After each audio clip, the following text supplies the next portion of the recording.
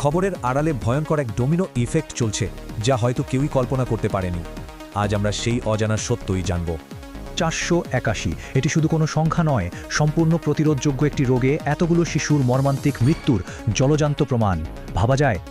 আর এই 66,000, এটি দেশে হামের এক নীরব ও ভয়াবহ মহামারীর অশনি সংকেত। কিন্তু কেন এমন হলো? গত 3 বছরে ইউনিসেফের 10টি জরুরি সতর্কবার্তা স্রেফ আমলাতন্ত্রের ফাইলে ধুলো খেয়েছে। কারও কোনো ভ্রুক্ষেপই ছিল না।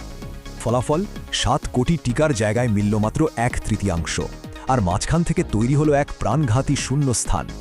অবাক করার বিষয় হল, টাকার কোনো অভাব ছিল না। ওপেন টেন্ডারের আমলাতান্ত্রিক দীর্ঘসূত্রিতাই কেড়ে নিয়েছে এতগুলো প্রাণ।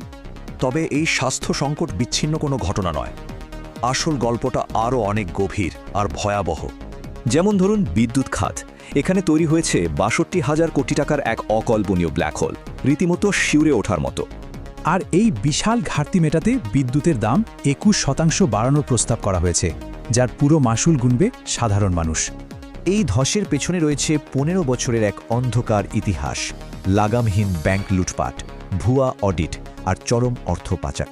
ভুয়া হিসাবের এই জাতাকলে পিষ্ট হয়ে ইতিমধ্যে চিরতরে হারিয়ে গেছে 4,500-এরও বেশি শিল্প কারখানা। শুধু গ্যাস সংকটের কারণেই এক একটি কারখানার মাসিক রাজস্ব ক্ষতির পরিমাণ দাঁড়াচ্ছে প্রায় $60 লাখ। অবিশ্বাস্য, তাই না?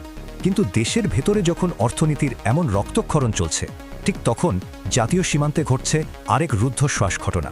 সবচেয়ে বিস্ময়কর ঘটনাটি ঘটে ক্ষমতার পালাবদলের মাত্র 11 দিনের মাথায়, এক নজিরবিহীন ও রহস্যময় হস্তান্তরের মাধ্যমে। হ্যাঁ, পশ্চিমবঙ্গের সাথে আন্তর্জাতিক সীমান্তের পুরো 27 কিলোমিটার জমি রাতারাতি ভারতীয় বিএসএফের হাতে তুলে দেওয়া হয়েছে। এর ফলে অবৈধ অনুপ্রবেশের ধোঁয়া তুলে পশ্চিমবঙ্গ থেকে পুশব্যাক নীতির এক চরম ও আসন্ন হুমকি তৈরি হয়েছে। অন্যদিকে বিএনপির দাবি, ওপারের বাঁধগুলোর কারণে সৃষ্ট মারাত্মক পানি সংকট আমাদের দক্ষিণাঞ্চলকে রীতিমতো ধ্বংস করে দিচ্ছে। তবে আত্মরক্ষার কিছু ব্লুপ্রিন্টও আছে, যেমন পদ্মা ও তিস্তা ব্যারেজ নির্মাণ এবং দেশব্যাপী খাল খননের মতো ভূকৌশলগত পদক্ষেপ। ভঙ্গুর স্বাস্থ্য খাত, শূন্য কোষাগার আর অরক্ষিত সীমান্ত, দেশ কি এই শেষ ধাক্কা সামলাতে পারবে? আরও জানতে আমাদের সাথেই থাকুন।